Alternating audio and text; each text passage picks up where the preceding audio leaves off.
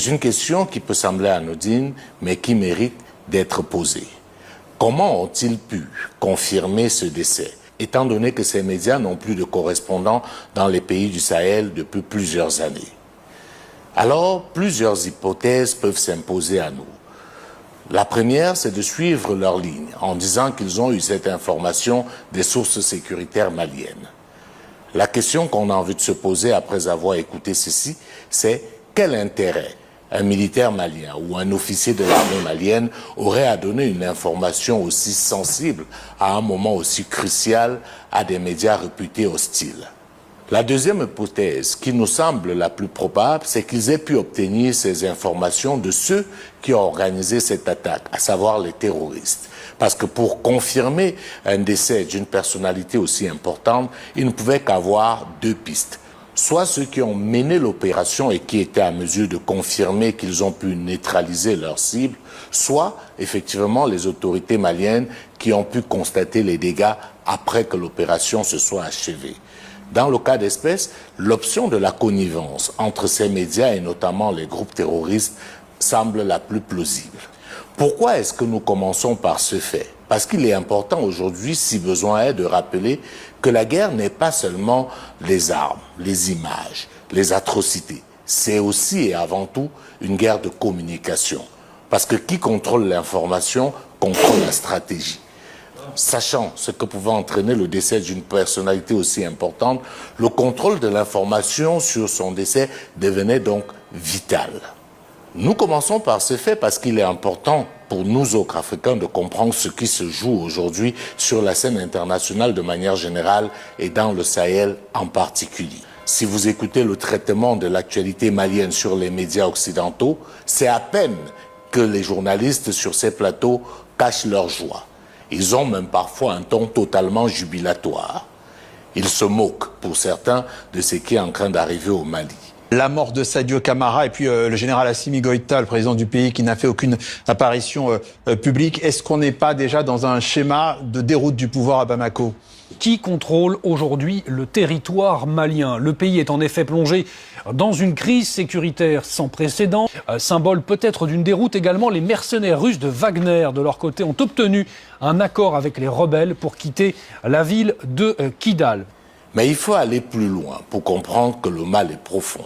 En réalité, comme on le sait tous, ce sont des médias qui sont aux ordres, qui sont là pour servir un certain type d'intérêt. Il n'y a que certains Africains encore incrédules qui pensent que ces médias sont là pour nous informer. C'est un mode opératoire qui est connu. Ces médias sont des instruments qui servent à la politique étrangère des différents pays.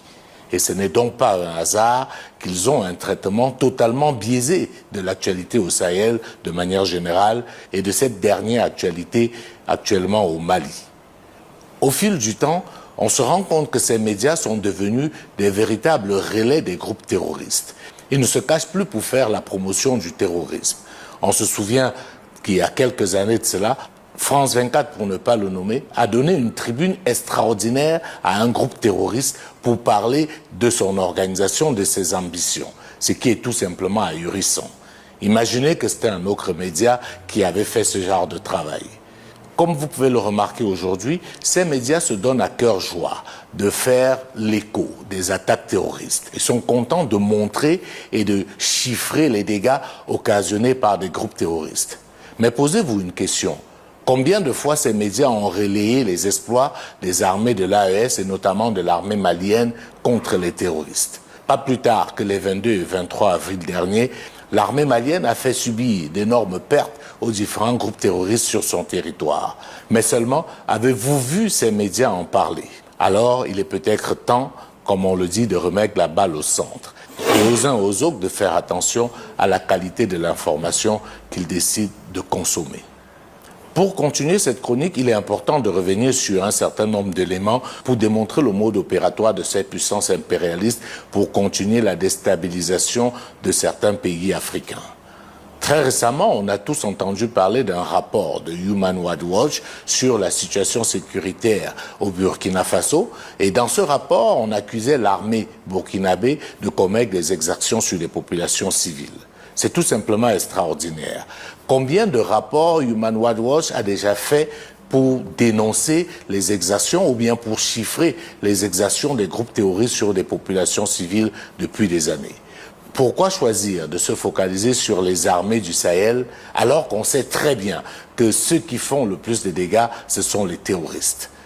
On se souvient qu'avant ce cas, on avait déjà connu au Mali le fameux rapport, toujours comme par hasard, de Human Rights Watch qui parlait des militaires maliens qui auraient commis des exactions sur des populations civiles. C'est la même rengaine à chaque fois.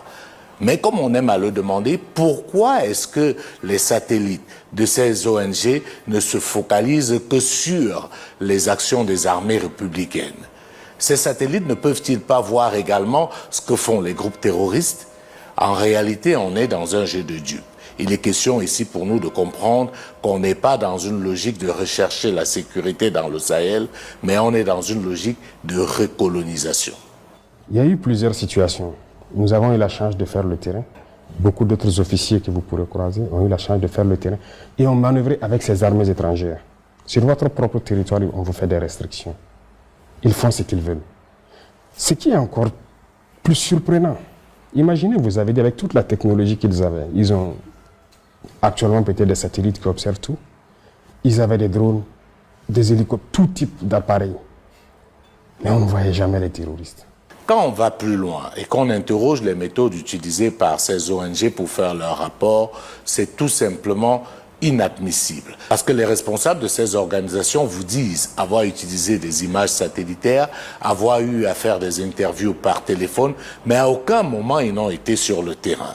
Quel crédit pouvons-nous concrètement apporter à ce genre de choses? Mais j'ai envie de dire, c'est pas le fait du hasard.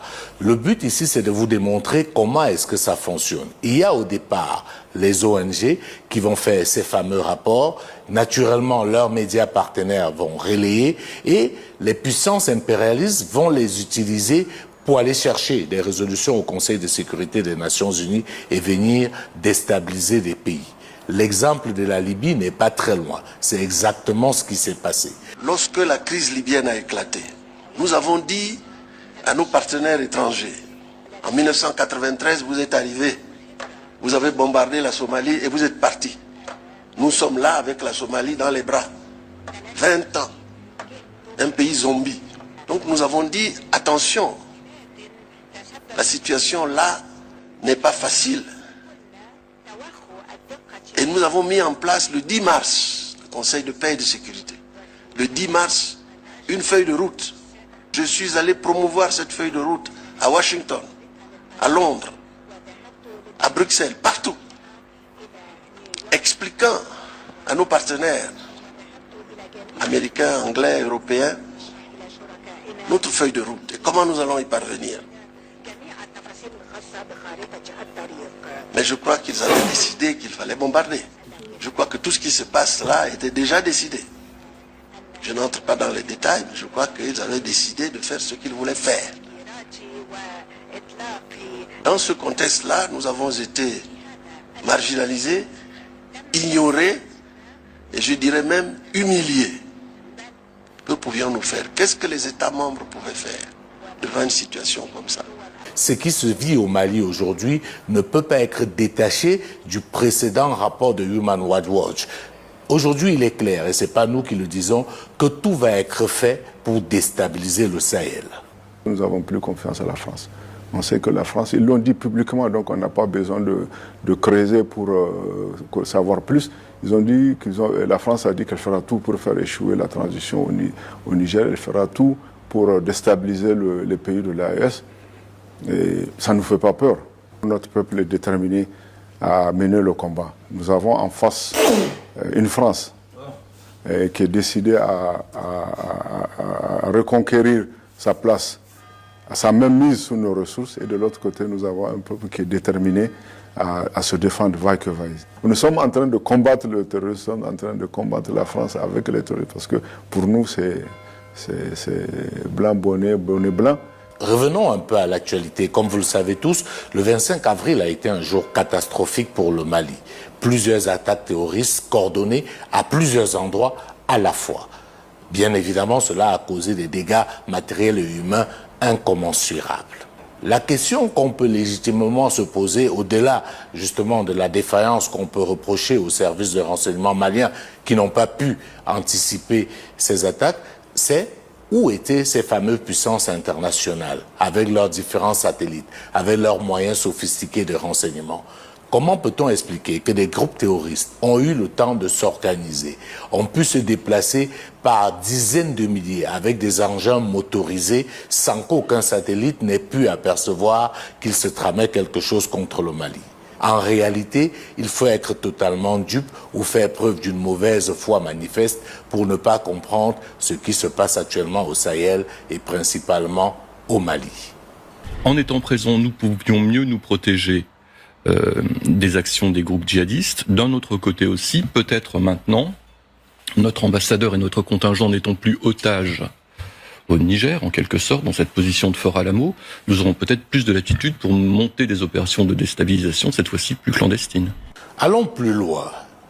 Qui finance ces groupes terroristes? Qui leur donne des armes? Parce que, comme vous avez pu le constater, ces groupes disposent des armes de dernière génération. Il ne s'agit plus de mouvements terroristes qui se débrouillaient avec des Kalachnikov ramassés par-ci, par-là. Ces groupes ont des moyens motorisés extraordinaires. Ils disposent des drones et des moyens de renseignement parfois plus sophistiqués que ceux que peuvent posséder certaines armées africaines. Alors, posons-nous la question. Qui les arme? D'où prennent-ils ces armes? Il peut y avoir deux analyses. Premièrement, ce sont des dons ou alors des achats. Si ce sont des dons, qui leur font ces dons? Si ce sont des achats, d'où prennent-ils l'argent pour acheter et qui leur vend ces armes?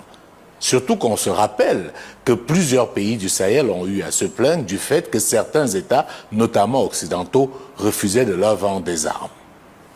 Jusqu'à l'instant T où je vous parle, on nous bloque des licences de certains avions. Il y a des armes, types d'armes qu'ils ne vont jamais nous vendre. Et comment on vous l'explique, ces restrictions? Ça vous, je pose la question, où est l'amitié? Qu'est-ce qu'ils veulent? Il y en a même qui sont arrivés à nous dire qu'ils ne peuvent rien nous vendre qui est létal. Ah oui? Oui.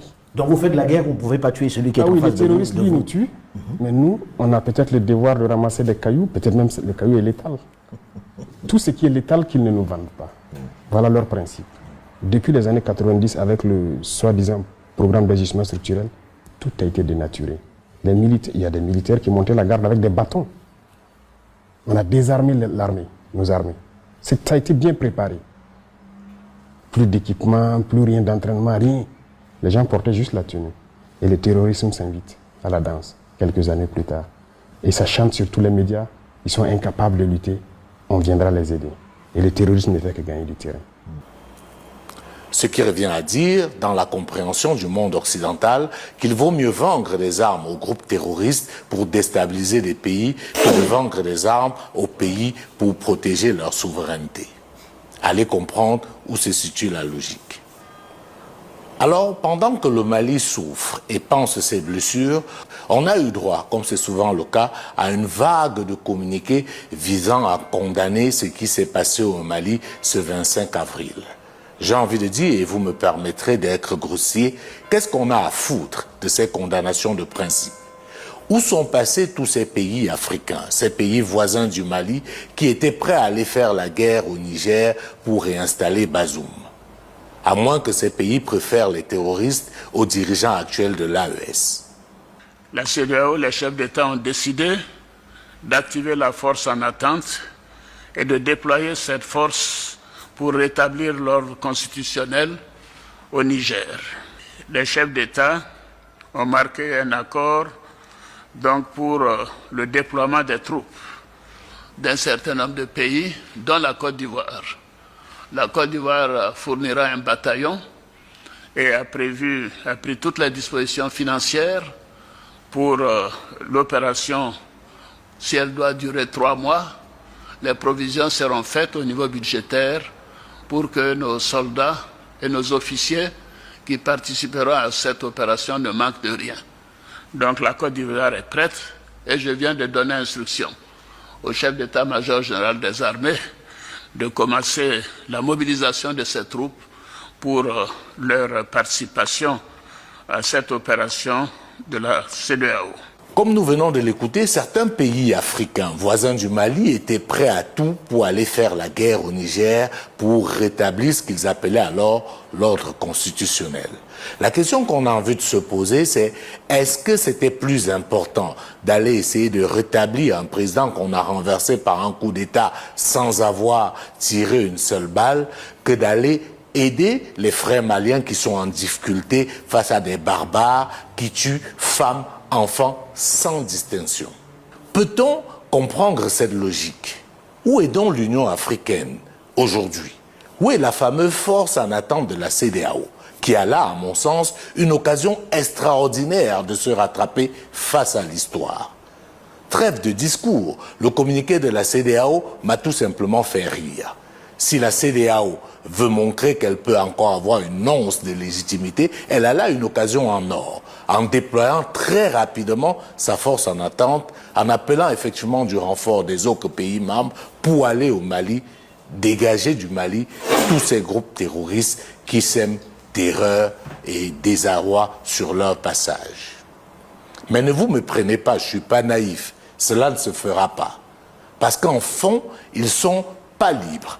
Ils savent très bien que ce qui se passe dans le Sahel est nécessaire et indispensable pour la libération totale de l'Afrique. Mais malheureusement, ils reçoivent leurs ordres d'ailleurs. Et ils ne bougeront pas le petit doigt. Moi, je crois que la moindre des choses, c'est d'avoir un respect pour les pays et les peuples dans leur lutte. Le Mali, pourquoi on demande à être souverain? Parce qu'on ne l'était pas. Et il y a beaucoup de pays africains qui ne le sont pas. Si je prends que sur le plan sécuritaire, au Mali, on avait des armées étrangères qui interdisaient à l'armée malienne d'entrer dans des espaces aériens de notre propre pays. C'est du populisme que le Mali demande à exercer sa souveraineté sur son territoire.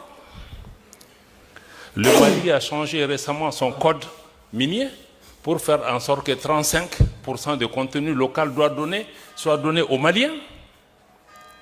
Mais c'est parce que les différents systèmes qu'on a mis en place, c'était pour contrôler nos pays, désigner des présidents, désigner des premiers ministres, désigner des gouvernements, demander qu'on donne des marchés à des entreprises étrangères et que nos productions soient exploitées au bénéfice de ceci avec une pression. Est-ce que ça, c'est du populisme? Et ce sont les mêmes qui reviendront demain donner des leçons de démocratie et de droits de l'homme. Je n'empêche pas les professeurs africains d'étudier, mais étudier avec vos propres clés. N'allez pas prendre des stéréotypes pour coller aux gens ici et là. Les gens se battent. Les gens ont leur quotidien, ils se battent pour ce qu'ils cherchent. Mais moi, on n'a pas de souci à ce que les gens viennent nous coller des étiquettes ici et là. Parce que même ceux qui collent des étiquettes, ils parlent de coup d'État, ils parlent de tout ça. Mais on a vu